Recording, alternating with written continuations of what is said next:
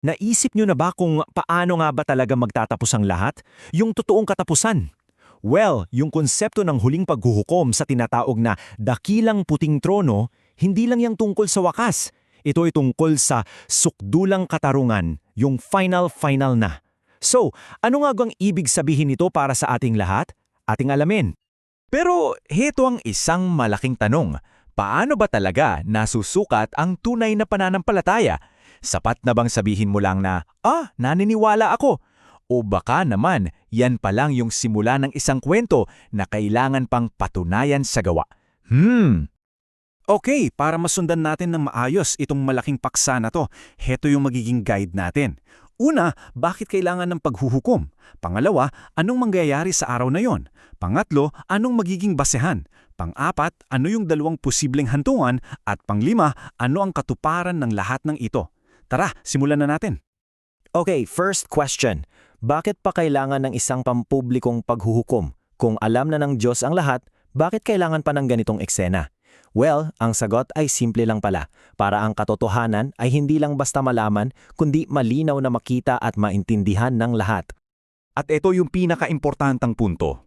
Ang paghuhukom na ito, hindi ito para sa Diyos. Alam na niya ang lahat, di ba? Ito ay para sa atin, para sa buong sanglilikha, para walang kahit sinong magdududa, para bawat isa makikita at maunawaan kung bakit naging ganito o ganoon ang hatol. Fair and square, kumbaga. So ang main purpose nito ay verification. Dito, yung pananampalataya hindi na lang siya salita. Titignan yung mga gawa, yung naging bunga ng buong buhay mo. Sa ganitong paraan, bawat desisyon, mapunta man sa buhay na walang hanggan o sa lawan ng apoy ay magiging crystal clear sa lahat kung bakit. Walang tanong-tanong. Ngayon, subukan nating i-picture out ano kaya ang itsurangan araw ng paghuhukom. Kasi ayon sa mga teksto, ito ay isang eksena na, grabe, parehong sobrang dakila at nakapangingilabot. Isang cosmic courtroom. At eto yung paglalarawan mula mismo sa Biblia. At nakita ko ang isang malaki at puting trono at ang nakaupo roon. Mula sa kanyang presensya, tumakas ang lupa at langit. Grabe! Yung kapangyarihan pa lang napakatindi na mismong langit at lupa tila gustong magtago. So, for context, ito yung tinatawag na Great White Throne Judgment. Ito yung pinaka-final na paghatol na mangyayari pagkatapos ng 1,000 taon ng paghahari ni Kristo. At dito malinaw na ang anak ang siyang tatayong hukom dahil ipinagkatiwala yon sa kanya ng ama. At sa cosmic courtroom na to, may tatlong importanteng elemento. Nandiyan ang mga trono, nandiyan ang banal na hukom, at heto na, yung pinaka-critical na sandali, ang pagbubukas ng mga aklat. Okay, sige. Dumako na tayo sa mismong proseso. Paano to gagawin? Ano ang standard o yung magiging batayan sa pag-aatol? Mukhang napaka-systematic ng proseso. Step 1.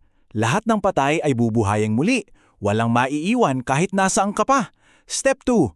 Bubuksan yung mga aklat na naglalaman ng lahat ng gawa para makita ng lahat. Tapos, may isa pang aklat na bubuksan, yung aklat ng buhay. And finally, hahatulan ng bawat isa base sa mga nakasulat. Walang lusot. At dito natin makikita yung dalawang klase ng record. Isipin nyo, yung mga aklat ng gawa, yan yung parang kompletong transcript ng buong buhay mo. Lahat ng ginawa mo, mabuti o masama, para yan sa accountability. Pero, yung aklat ng buhay, yan ang pinaka-final. Yan ang registry, kumbaga, ng mga may buhay na walang hanggang. So, ngayong alam na natin kung paano ang proseso at anong ang basehan, ano na ang susunod? Dalawa lang ang posible at pangwakas na kahihinatnan ng lahat ng ito. Sa huli, dalawa lang talaga ang kalalabasan. At ang batayan ay sobrang simple. Nakasulat ba ang pangalan mo sa aklat ng buhay o hindi? Kung oo, ang hatol ay buhay na walang hanggan. Kung hindi, ang kalalabasan ay ang tinatawag na lawa ng apoy o ikalawang kamatayan. Isang tuluyan at permanenteng paghihiwalay sa Diyos. At para malinaw, itong lawa ng apoy, hindi lang ito para sa mga tao. Ito yung final destination ng lahat ng masama. Yung mismong konsepto ng kasalanan, ng kamatayan, lahat yan itatapon dito para tuluyan ng mawala sa buong sangnilikha, para hindi na kailanman umiral pa. At dito na tayo sa huling bahagi.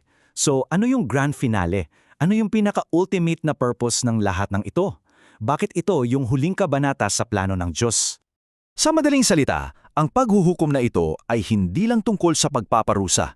Sa totoo lang, ito ay isang engranding act of restoration. Ito yung final na paglilinis sa buong universe. Tinatanggal ang lahat ng masama, para ang matira na lang ay yung mga nagpasakop sa pag-ibig at para maibalik ang lahat sa orihinal na perpektong disenyo.